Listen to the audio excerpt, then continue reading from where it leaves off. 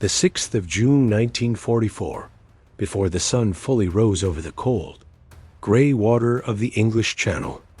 A terrifying question hung in the air like the smell of cordite and salt. What kind of man runs towards screaming wounded soldiers, while machine guns rake the beach and the sand itself seems to breathe blood?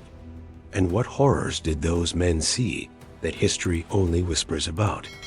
On that morning, Operation Overlord exploded into life along the coast of Normandy. And while the world remembers paratroopers falling from the sky and infantry charging across open beaches, the story of medics under fire reveals a darker, more intimate layer of courage and fear that still chills the spine when told honestly.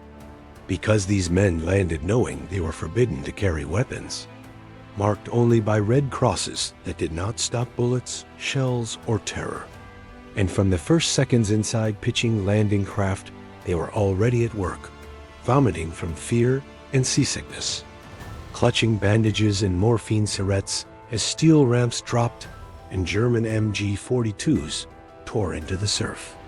Especially at Omaha Beach, where the slaughter was so intense that entire medical plans collapsed in minutes, forcing medics to improvise amid chaos that felt closer to a nightmare than a battlefield, dragging wounded men who were screaming for their mothers, praying or already silent, behind tank obstacles slick with blood, sometimes using the bodies of the dead as cover because there was nothing else, while shells burst overhead and water turned red around their boots. And one medic, moving from man to man under direct fire, later recalled how he slipped on what he thought was seaweed, only to realize it was human skin torn loose by shrapnel. A moment that never left him, not even decades later, because D-Day medicine was practiced inside hell itself, with aid bags soaked through within minutes, plasma bottles shattered by bullets, and morphine used sparingly because too much could kill a man already in shock, forcing medics to make life and death judgments while lying flat in the sand as tracer rounds snapped inches above their heads.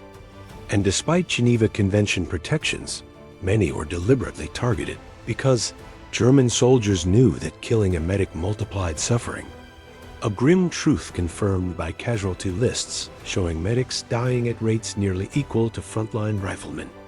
Yet they kept moving, crawling, sprinting, sometimes screaming back at panicked soldiers to keep them awake while they clamped arteries with trembling hands. Because if a man closed his eyes, he often never opened them again.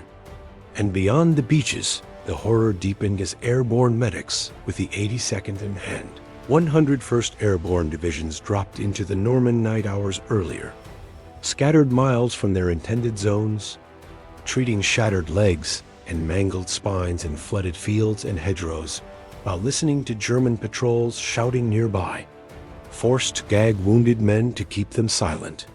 A brutal but necessary act that haunted them long after the war, because one scream could doom everyone, and these medics operated with almost no supplies, using parachute silk for bandages, snapping tree branches into splints, and amputating limbs with bayonets when infection and bleeding left no other choice. All while knowing that capture meant possible execution despite their markings. And on the beaches, as the day dragged on, the horror evolved, with makeshift aid stations set up behind shingle banks and sea, walls where the wounded piled up faster than they could be treated, the air thick with the smell of burned flesh, wet wool, and fear, and medics stepping over men they could not save to reach those they still might. A moral wound that cut deeper than shrapnel, because every choice meant abandoning someone else. And when naval shells fell short or German artillery found its range, aid stations themselves were obliterated, turning supposed places of safety into scenes of sudden mass death, forcing survivors to pick themselves up and start again somewhere else.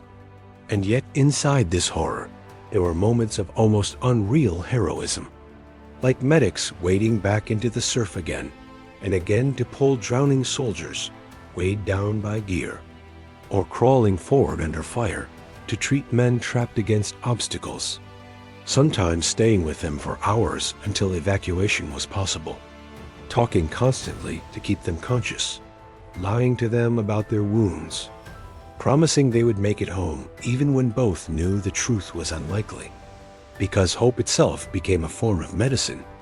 And as night fell on D-Day, the beaches were still active killing grounds, lit by burning wreckage and flares, with medics working by feel alone, hands numb, minds exhausted, surrounded by the moans of the wounded and the eerie quiet of the dead. And some later described moments that bordered on the horrific and surreal, like hearing voices calling their names only to find no one there, or realizing they had been treating a corpse for several minutes because their mind simply refused to accept another death. And behind the front lines, evacuation routes became nightmares of their own, with jeeps and landing craft overloaded with casualties, plasma freezing in the cold air, wounds reopening as vehicles jolted over shell holes, and medics riding along continuing to work, despite knowing that one well-placed shell could erase everyone inside. And all of this unfolded within a single day that stretched into eternity for those living it. A day that proved that endurance is not just physical, but psychological.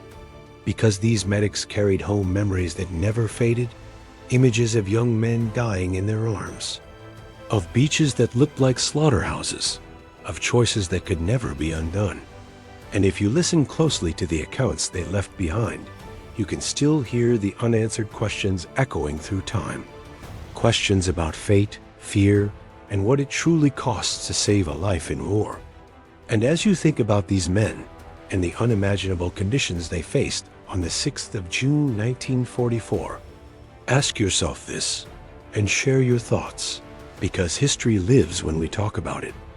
If you had stepped onto that beach unarmed, knowing the enemy might hunt you first, and the wounded would never stop coming, would you have found the strength to move forward into the gunfire anyway? Or would the horror have frozen you where you stood,